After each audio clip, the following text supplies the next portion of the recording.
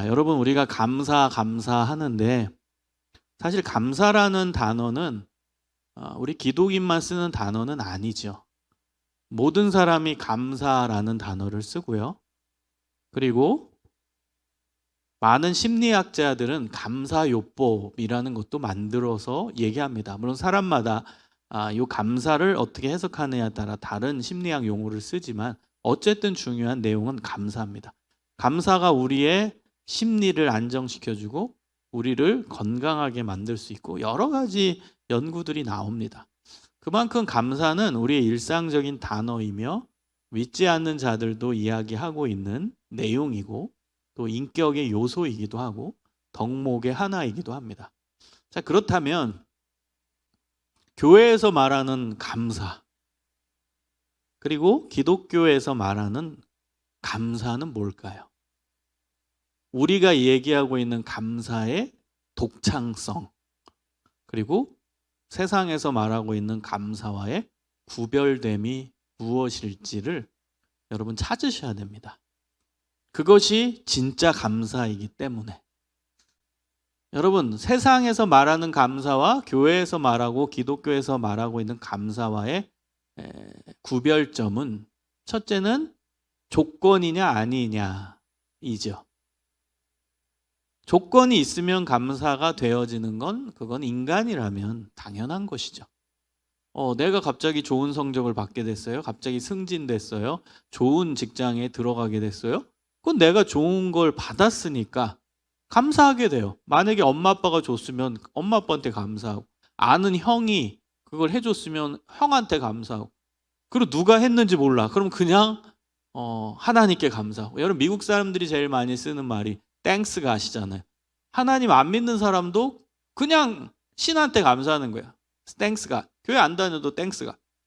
그러니까 이게 인간의 본성이라는 거죠. 뭔가 좋은 게 오면 누군가한테 감사를 표하고 싶은 거죠. 그 인간의 또 좋은 속성 중에 하나이죠. 우리의 좋은 본성 중에 하나죠. 그러나 기독교에서 말하고 있는 감사는 조건과 관계없는 감사입니다. 많이 들어보셨을 거예요, 설교 시간에. 근데 여기서 제가 하나를 더 얘기할게요. 조건과 관계없는 감사라는 의미는 안 좋은 조건에서 감사해야 된다는 뜻이에요.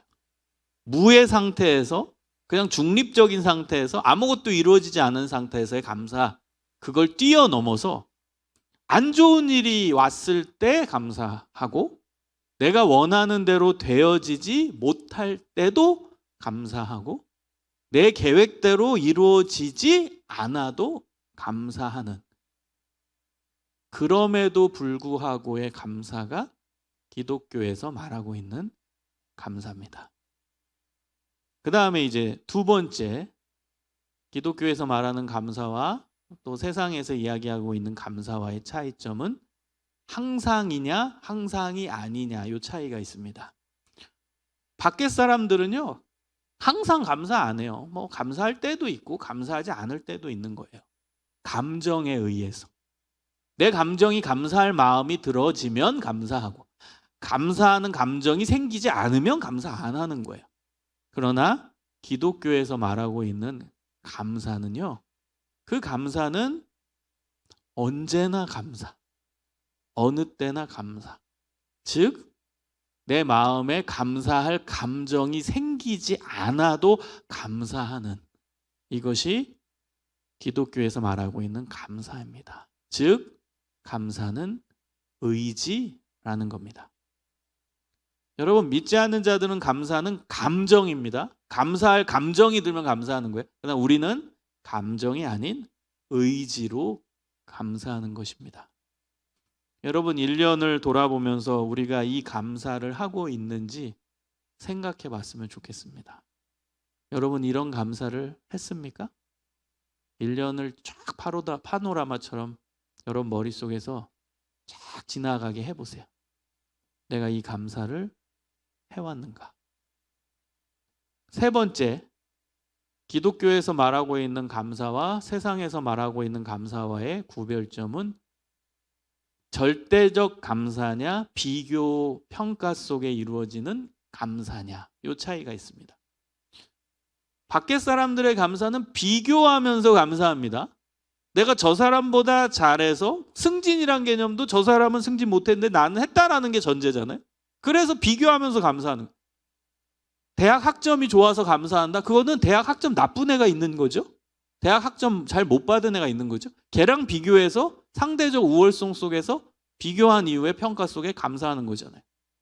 이건 밖에선 그런 감사를 합니다. 그러나 기독교의 감사는 절대적 감사입니다. 그냥 감사해요. 비교해가지고 저 사람보다 나아서 감사가 아니라, 저 사람보다 건강해서 감사가 아니라 그냥 그 자체로 감사하는 거예요. 이것이 기독교에서 말하고 있는 감사입니다. 제가 고등학교 때 전도사님이 이런 설교를 하시는 거예요. 물론 이 설교는 뭐 그 전도사님만 하는 설교는 아니고 우리가 일상적으로 하고 있는 그런 목회자들의 설교입니다. 그게 뭐였냐면 추수감사주일날 여러분 감사할 내용을 적으래. 그리고 나서 그것을 다 읽게끔 했습니다. 돌아가면서. 그런데 내용이 다 이래요. 건강하게 해주셔서 감사합니다. 지금 얘기한 것처럼 성적이 올라서 감사합니다. 그리고 중학생이었던 어떤 아이는 무슨 외고인지 갔나 봐요. 외국어 고등학교에 들어가게 해줘서 감사합니다. 그래서 우리 아빠가 뭐 승진해서 감사합니다. 이런 감사를 다 하는 거예요. 그래서 주님께서 이렇게 1년 동안 이런 걸 주셔서 감사합니다. 그리고 기도하는 거예요. 전도사님도 그래 너의 감사는 그래 우리가 건강해서 교회 나올 수 있고 뭐해서 뭐 이렇게 됐고 뭐. 근데 저는 거기서 이제 그 삐딱함이 나오는 거예요. 고등학교 때. 이게 기독교의 감사인가? 이건 믿지 않는 자들도 이런 감사 할 것 같은데? 좋은 데 가면은 감사하고 점수 오르면 감사하고 그 다음에 아빠 승진하면 감사하고 좋은 차가 생기면 감사하고 건강하면 감사하고 그거는 믿지 않는 자도 할 것 같은데 과연 이게 기독교 감사인가? 고등학교 때 이 삐딱선으로 고민했던 부분이에요. 그래서 전도사님께 가서 따지기도 했어요. 이게 과연 기독교적 감사입니까? 이거는 조건적 감사 아닌가요? 그리고 비교평가 속의 감사 아닌가요? 제가 그것을 그 고등학교 때부터 견지하고 지금까지 가지고 있는 제 감사의 철학입니다. 이 비판은 지금도 바꿀 생각은 없어요. 맞다고 제가 생각해요. 여러분 우리가 하는 감사는 사실 굉장히 조건적 감사, 비교평가 속의 감사가 많아요. 잘 생각해봐요. 물론 그거 감사하지 말라는 게 아닙니다. 좋은 직장에 가게 된 사람 감사해야죠. 건강한 사람 감사해야죠. 자기 계획대로 돼서 그걸 주셔서 감사해야죠. 여러분 그건 당연한 감사예요. 그럼 믿지 않는 자가 하는 감사라면 믿는 자는 당연히 해야 된다라는 감사예요. 그걸 하지 말라는 의미가 아닙니다. 그건 당연히 해야 되는 거고 아니 심지어 교회 안 다니는 사람도 그건 감사하는데 우리는 당연히 해야 되지 않겠어요? 그건 당연한 감사예요. 그러나 과연 이것이 기독교만의 감사이냐? 그 부분에 대해서는 맞다라고 얘기가 힘들다는 거죠. 저는 이런 삐딱함이 있었습니다. 고등학교 때 다시 돌아가서 얘기하면 이런 생각이 드는 거예요. 자, 건강해서 두 발이 있어서 제일 많이 얘기했던 거예요. 우리가 많이 두 발이 있어서 교회 나오게 해주셔서 감사합니다. 그러면 예수님 잘 믿는데 몸이 아파서 지금 교회 못 나오는 사람은 뭐지? 이런 생각이 자꾸 드는 거예요. 아니 그분들도 예수님 잘 믿고 근데 몸이 안 좋아가지고 교회 못 나오고 예배 못 나오는 사람은 그거 뭐 어쩌라고? 그럼 하나님이 그 사람 사랑하지 않는 거야? 그럼 그 사람들은 뭔데? 그 사람도 예수님 잘 믿는 건데? 그럼 그것 때문에 우리가 감사하는 게 맞는 거야? 전 이렇게 그때 삐딱함이 들었어요. 그리고 좋은 성적 나오게 해주셔서 감사. 그러면 예수님 잘 믿고 열심히 공부했는데 좋은 점수 안 나온 사람들은 그건 뭐야? 그 사람들은? 그 사람들은 벌 받은 거야? 이렇게 생각이 드는 거예요. 지금 아니 고등학교 때요. 너무 심각하게 보지 마세요. 고등학교 때 그런 생각이 들었는데 사실은 그 마음이 지금까지도 유지하고 있고 말씀드렸듯이 제 감사 철학이에요. 그럼 비교평가 속에서의 감사는 큰 의미가 없다. 이건 기독교만의 감사는 아니다라고 저는 지금도 생각해요. 그건 당연히 하는 거고 점수 받았으면 하는 거고 감사. 그건 1차원적인 믿지 않는 자들도 하는 당연한 감사고, 우리가 해야 되는 감사, 우리가 더 포커싱 해야 되는 감사는 비교하지 않는 그 자체로 감사하는 절대적 감사. 그리고 조건을 뭔가를 받아서 감사가 아니라 조건이 나쁜 상태에서도 감사할 수 있는, 이것이 기독교적 감사다. 감정에 따라서 감사하는 게 아니라 의지적으로 하나님께 감사할 수 있는. 여러분, 사실은 조건이 안 좋은데 감사할 수 있다는 건 거기에 의지가 작동한다는 뜻이겠죠. 지금 내가 몸이 아프다고 해보세요. 근데 감사합니다가 나와요? 감정으로? 지금 몸이 아파서 지금 괴로워서 죽을 것 같은데 지금 감정으로 감사합니다 이게 나와요? 아니잖아요. 그래서 사실 의지적으로 감사한다라는 그 말 속에는 벌써 안 좋은 조건 안에서도 감사하겠다, 그것이 반영되어 있는 거예요. 여러분, 이것이 기독교적인 감사입니다. 여러분, 오늘 감사에 대한 이 패러다임을 바꾸시기 바랍니다. 여러분은 감사에 대해서 어떻게 생각해왔는지 모르겠어요. 뭘 받아서 감사하다? 1년 동안 뭘 하나님 지켜주셔서 감사하다? 하나님 뭐 이런 거 뭐 점수 좋게 봐줘서 뭐 좋은 직장 옮기게 해주셔서, 또 그건 1차원적인 감사라니까요. 그거 외에 기독교적인 감사를 진짜 하고 있는가? 그걸 진지하게 생각하는 시간, 그리고 그걸 회복하는 시간이 됐으면 좋겠어요. 그 감사가 진짜 감사입니다. 저도 나름대로 몇 개 생각해 봤어요. 뭐 코로나19 상황이 계속됐잖아요. 힘들었어요, 저도. 여러분도 힘들 거예요. 특히 저는 학교 사역 외에도 여러 가지 외부 사역들을 하는데요. 상당한 어려움이 있었습니다. 제가 계획했던, 제가 주최하는 수련회도 취소가 여러 개가 됐고요. 그 다음에 현장에 참여해서 이제 가서 아이들을 도와주는 그런 프로그램들도 있는데 다 취소됐어요. 그 어려움 속에 있었지만 그래도 하나님께서 중요할 때는 기회를 주셔서 멈추지 않고 작게나마 계속 할 수 있어서 감사합니다. 제가 지금 이명증이 심해요. 이명증 있는 분들 있죠. 인도네시아 사역 때 생겼어요. 그때 바이러스가 침투해서 어떤 병에 걸렸는데 그 이후에 후유증으로 이명증을 달고 살아요. 피곤할 때면 이게 굉장히 심한데 요즘에 굉장히 심해요. 그래도 제가 맡은 일들을 하나도 빠짐없이 하게 해주신 것을 감사드립니다. 코로나19로 인해 학생들과의 대면 수업을 할 수 없었지만 학교에서 그래도 온라인이라는 도구를 마련해 주셔서 한 번도 빠짐없이 수업할 수 있게 해주셔서 감사합니다. 코로나19로 인해 현장 예배가 제약받았죠, 우리가. 그럼에도 온라인으로 예배를 드릴 수 있어서 한 번도 우리 예배는 쉬지 않았어요. 감사합니다.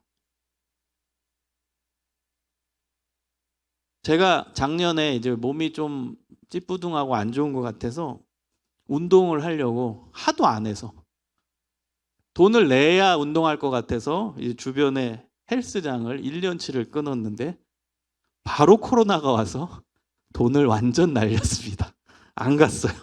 코로나 헬스장에 많이 감염이 된다고 해서 안 갔어요.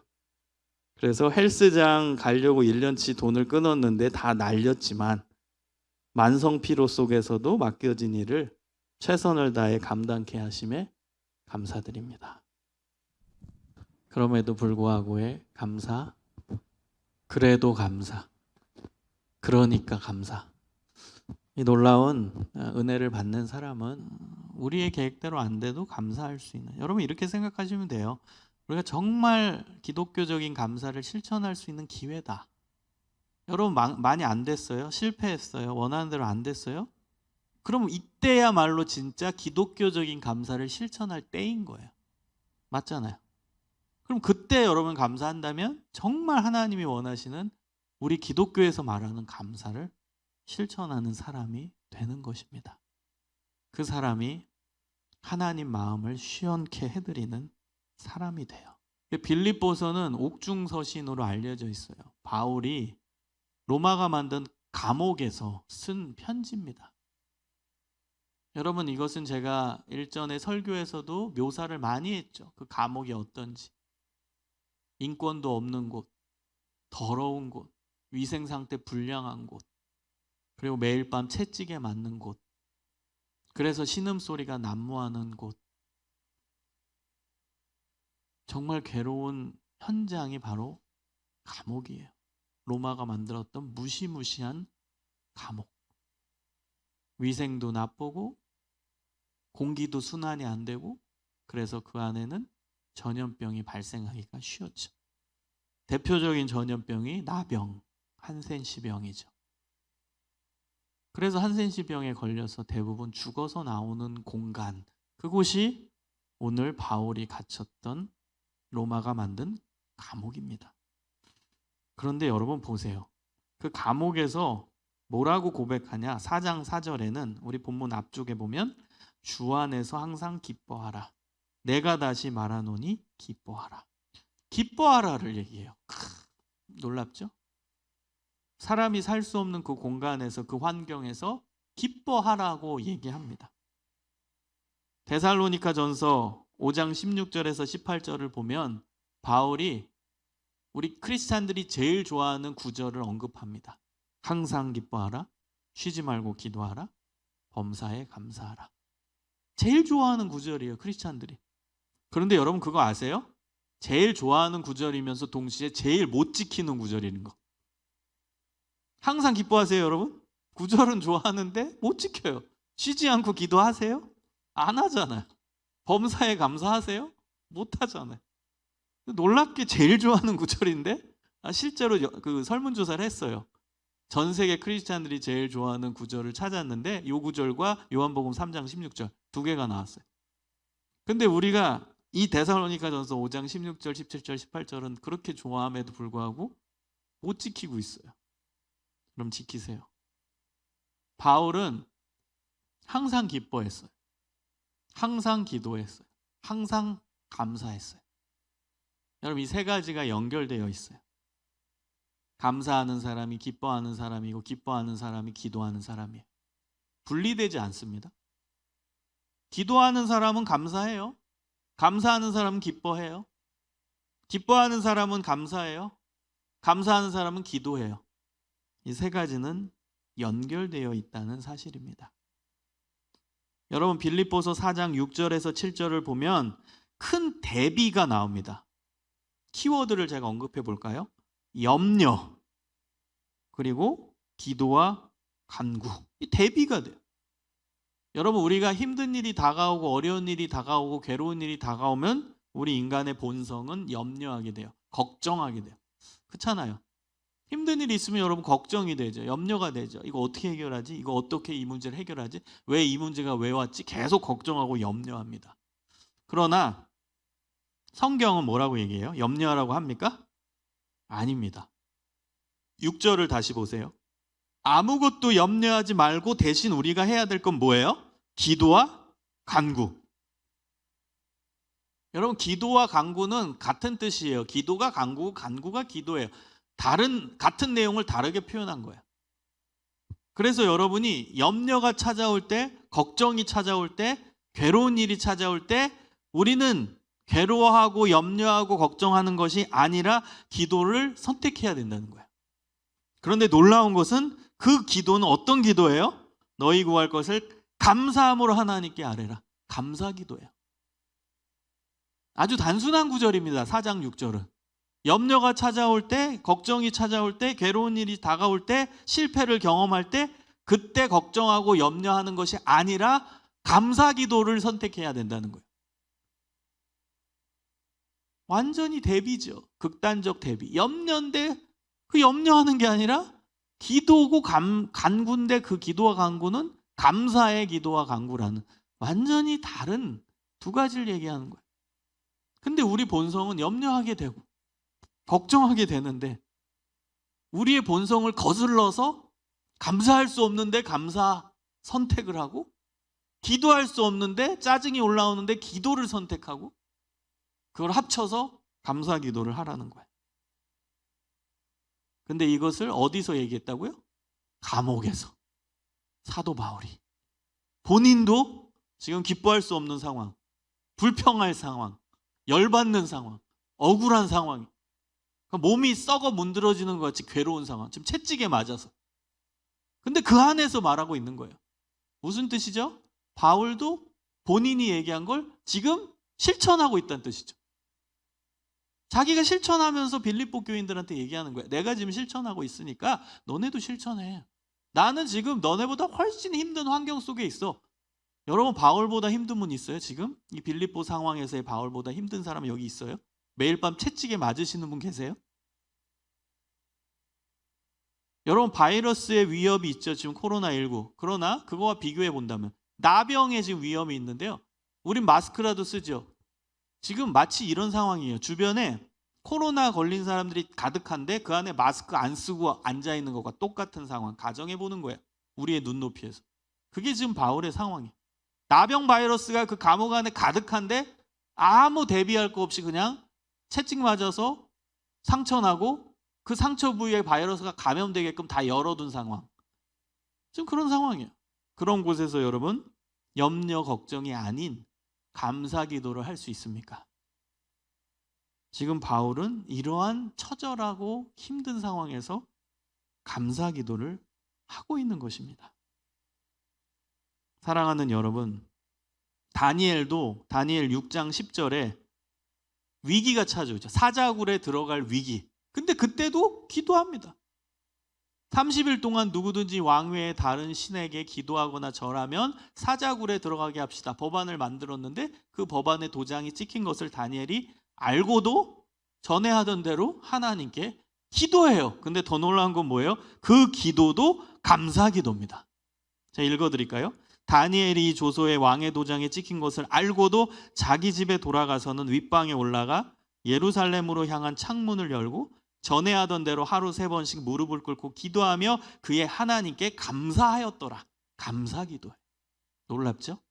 여러분, 하나님께 쓰임받는 사람은 감사 기도하는 사람이에요. 언제?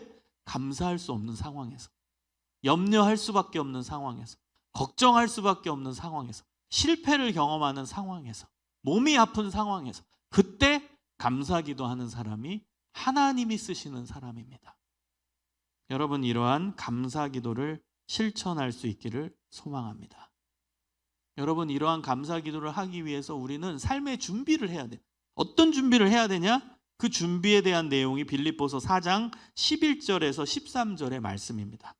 내가 궁핍함으로 말하는 것이 아니라 어떠한 형편에든지 내가 자족하기를 배웠노니 내가 비천에 처할 줄도 알고 풍부에 처할 줄도 알아. 모든 일에 배부르며 배고픔과 풍부와 궁핍에도 일체의 비결을 배웠느나 내게 능력 주시는 자 안에서 내가 모든 것을 할 수 있느니라. 여러분, 감사 기도가 나오려면 우린 어떤 준비해야 돼요? 감사의 삶을 사는 준비를 해 나가야 되는 거예요. 그런데 여러분, 감사하는 삶은 언제 우리의 삶이 될 수 있느냐? 자족하는 삶을 살아갈 때 이루어질 수 있는 것입니다. 여러분, 바울이 본문에서 뭐라고 고백합니까? 나는 풍부한 경제적인 풍요함도 경험해봤고 배부른 상황도 경험해봤고 그리고 성공한 삶도 경험해봤고 반대로 배고픔도 경험하고 그 다음에 실패도 경험하고 밑바닥도 경험했다. 그 결과 나는 하나의 비결을 배웠다, 이겁니다.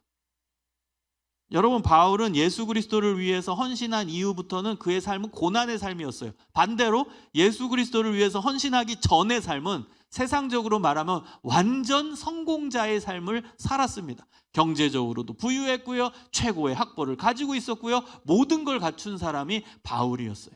예수님 위에 일하기 전에 바울, 그는 세상적으로는 아주 잘 나갔어요. 가말리엘 문화에서 공부했던 학자였습니다. 엄청난 학자. 그 당시 가말리엘이라는 사람은 이 성경학자로서 제일 유명한 사람이었어요. 그 사람의 수제자로서 공부를 했던 석학이었습니다. 나는 가말리엘 제자야 그러면 유대사회에선 다 유통이 될 만큼 그만큼 엄청난 석학이었어요. 공부도 많이 한 것이죠.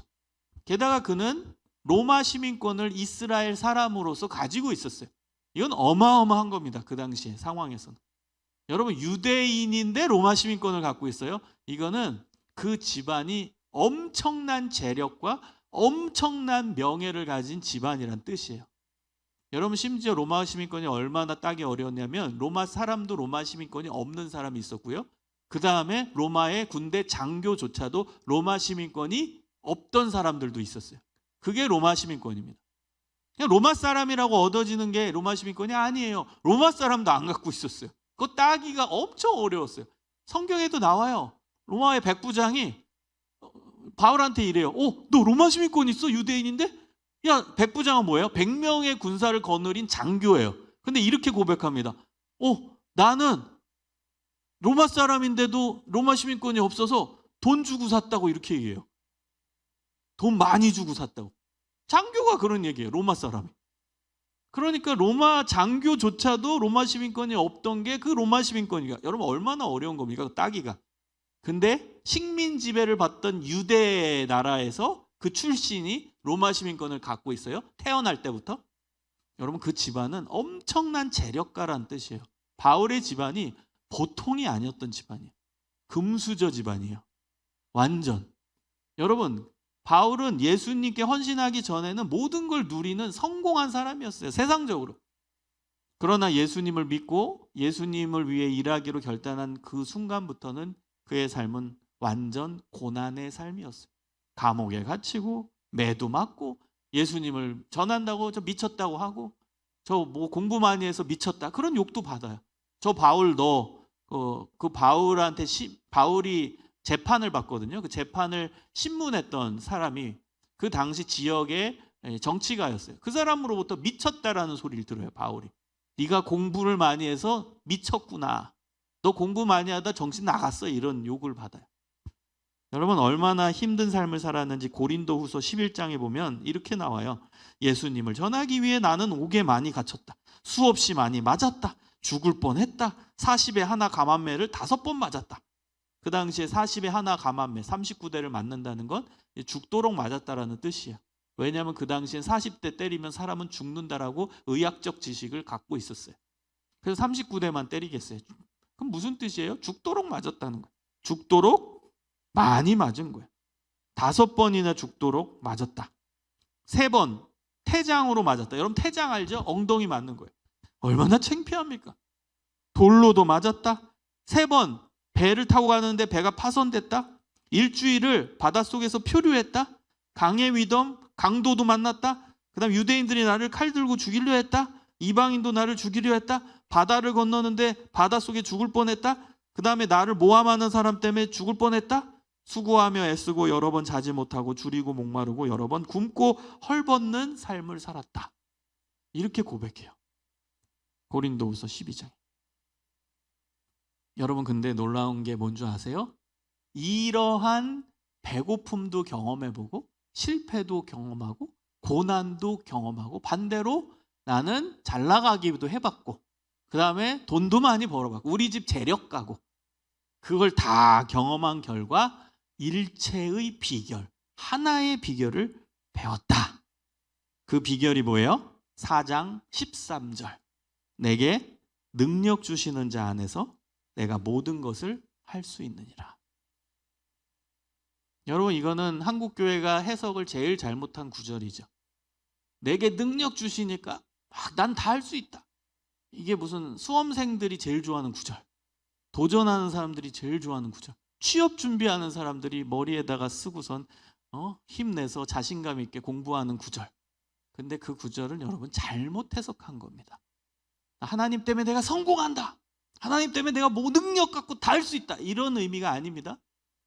이 의미는 내가 풍부해도 경험해보고 배고픔도 경험해보고 실패도 경험하고 성공도 경험하고 그 다음에 채찍도 맞아보고 돌에도 맞아보고 반대로 우리 집안 경제적으로 부유해보기도 했고 이 모든 삶을 경험한 결과 하나의 비결을 배운 것이 내게 능력 주시는 하나님 안에서 내가 모든 상황을 견디어낼 수 있다. 이 고백입니다. 내가 모든 상황을 견디어낼 수 있다. 이것이 원래 뜻이에요.